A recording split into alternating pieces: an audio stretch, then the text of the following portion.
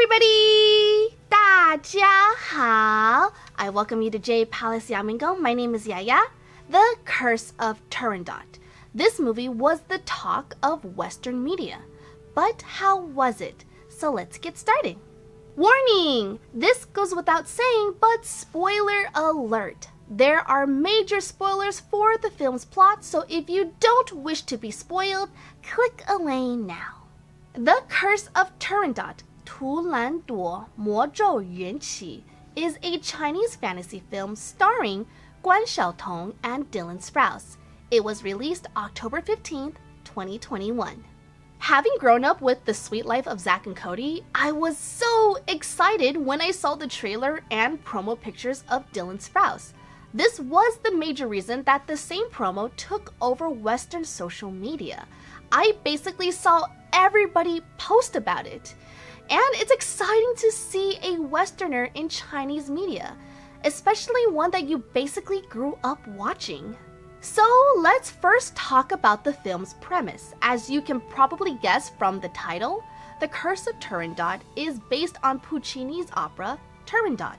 And while the film is not a remake or exact adaptation, it takes obvious influence. This includes characters, the three riddles, and some specific plot points. The film focuses on a young man named Blue Eyes, a Malvian prince who loses his memory after his country was attacked, and Turandot, a princess who had been cursed by the bracelets from Malvia. The story revolves around these three bracelets from Malvia, who are said to give someone extremely great powers when wearing all three, but in doing so releases a terrible curse. The storyline seems to take place during the Yuan dynasty, and when Turandot was 5 years old, her country invaded Malvia. Blue Eyes was the only survivor, and his master, a citizen of the Chinese Empire, saved him from being slain. Blue Eyes grew up with his teacher and his teacher's daughter, Liu Er. Meanwhile, Princess Turandot is given the three bracelets, and when she places them on, they leech all color from her vision.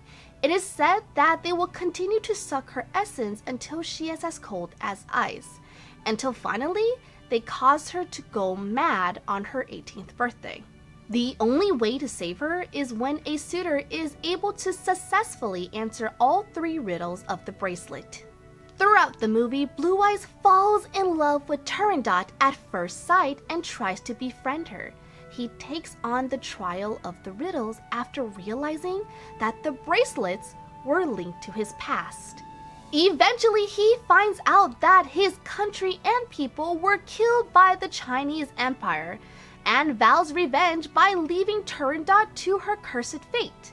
But everything is resolved when he realizes that it was not the Khan that ordered the massacre of his people, but the Khan's evil general.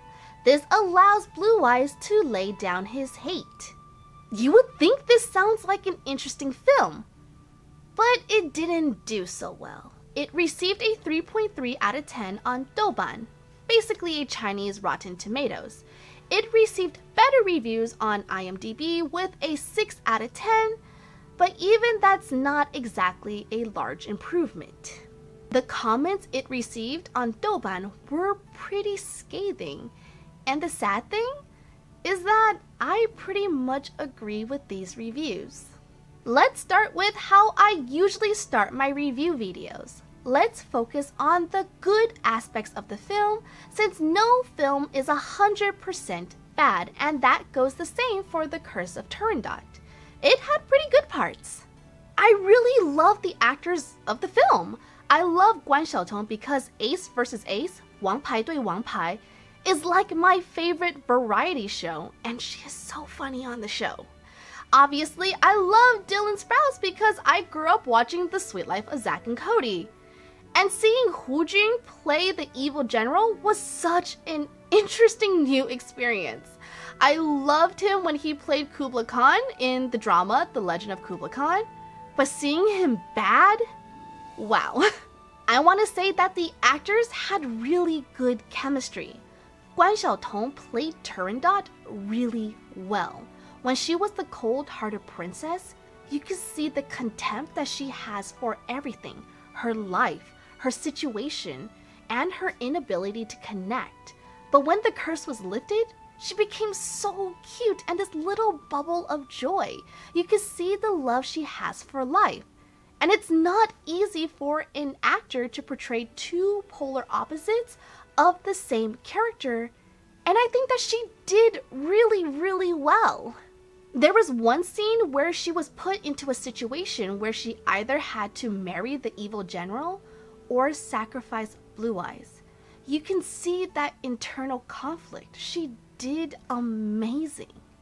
Dylan was also great in the film. His portrayal of Blue Eyes was a part of him that I really enjoyed. Whenever he turns to look at Turandot, he has such a fondful gaze that really showed how much he loved her. Even when he vowed revenge, you can see the conflict between hate and love battling in him. He did such a good job. One of my favorite things about the movie aesthetically was Turandot's makeup. When you first see her as an adult, she has dark eye and lip makeup. Her face is basically white. The thing is, it's not just dark makeup, but her eyeshadow is blue and green. The colors are basically a symbolic reflection of Blue Eyes and shows her connection to him. And when she becomes good again, her makeup becomes light and like that of a young maiden. Costumes. As a fashion designer, costumes are what I notice first. As I said earlier, the timeline takes place probably around the Yuan dynasty. And we know this because the king is referred to as Khan. Everyone's ensemble were obviously Chinese costume based, but Turandot's was more European influenced. This seemed odd at first before I felt like it was a nod to her being cursed by the bracelets. The bracelets were not native to the Chinese Empire but from Malvia, which seemed to be based on medieval Europe. Therefore, her outfit is different because her bracelets are not from her land. This showed that Turandot was different because she had more of a connection to Malvia. Now onto the negative aspects of the film. There is a reason that this film was heavily critiqued. Cinematography. When you watch this film, at first it seems intricate and very detailed, and it is. The problem is that while it is impressive in regards to Western films, it's considered mediocre in Chinese media. There were some parts of cinematography and choreography that seemed off or weird. Like there would be scenes where it depicts the generic flying scene of every Chinese fantasy film, and it didn't seem very fluid, like it was just there for the sake of being in the film. Pacing. Oh my god, pacing was one of the things that really threw me off. Like, I could not tell what were the important points of the film. Every scene was just so intense that it dragged everything on, but at the same time, it made every aspect easy to overlook. I couldn't focus because I just couldn't tell what I should be focusing on. Timeline was definitely the thing that broke me. Like, did everything happen in a matter of days? Weeks? Months? Like, I have no idea. From the moment that Blue Eyes announced to Turandot that he was going to join the Royal Guards, we see in like 5 minutes that not only did he join the Royal Guards, but he's also escorting important foreign guests. How long did it take him in the movie? It could have been like Romeo and Juliet, where everything happens in a matter of days. We'll never know. But could he have gained a position in the Royal Guards in the span of days? I don't think so. Same with the scenes where Turandot is training Blue Eyes in swordsmanship. We have no idea how much time has passed, and it just made me feel like the movie seemed sloppy. Some characters seemed a little extraneous, like what was up with the Thai prince? He was barely there and seemed to only be there so that Blue Eyes could have a chance at answering the riddles. Like they needed to give him a connection to royalty and the Thai prince was just only added for that. Other characters were obvious tropes, like you knew exactly what they would do and what would happen to them. Such as Liu, who immediately I called out and was like, she's gonna grow up and have a crush on Blue Eyes. Lo and behold, she did exactly that. Script writing for the film was a little wonky as well. There is this line in the movie, 我叫蓝眼睛，因为我眼睛是蓝的. I am called Blue Eyes because my eyes are blue. Like, while I'm on the topic, really? Blue eyes. Like, I get that this kid lost his memory and identity, but Blue Eyes was the best thing that his teacher can come up with. And I love that no one questions it. By that logic, why not call him Bronze Hair? So, if I ever lose my memory, guys, just call me Brown Eyes because my eyes are brown.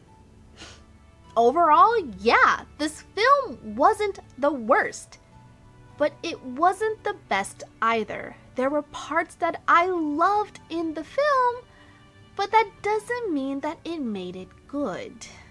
I love how Dylan learned Mandarin for this film. While he was dubbed over, his pronunciation and lip movement were very accurate. This shows how much work he put into this role.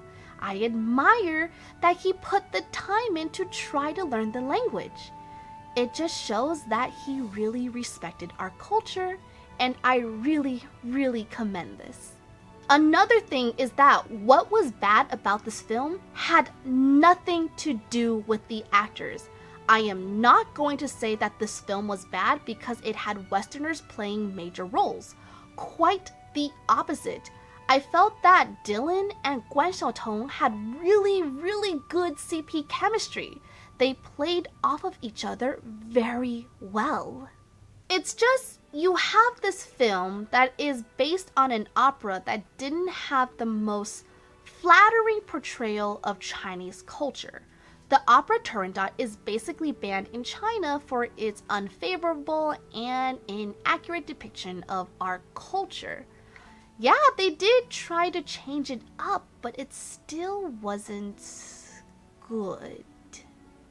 Overall, it wasn't really my favorite film, and while I wouldn't really push you guys to go watch it, you're totally welcome to give it a try and see for yourself. I have a Teespring if you'd like to support the channel. I have a lot of super cute designs that I'm really proud of, so please check it out if you can. Link is in the description below. So what do you guys think? What do you think of the film, and would you give it a try for yourself? Leave a comment down below because I would like to know. Also, please leave a comment if you can. It really does help out small channels like mine. You can also let me know what topics you would like to see me cover in the future. If you enjoyed this video, please give it a like and subscribe to Jade Palace Yamingong. I would very much appreciate it. And until next time, 再见啦，拜拜。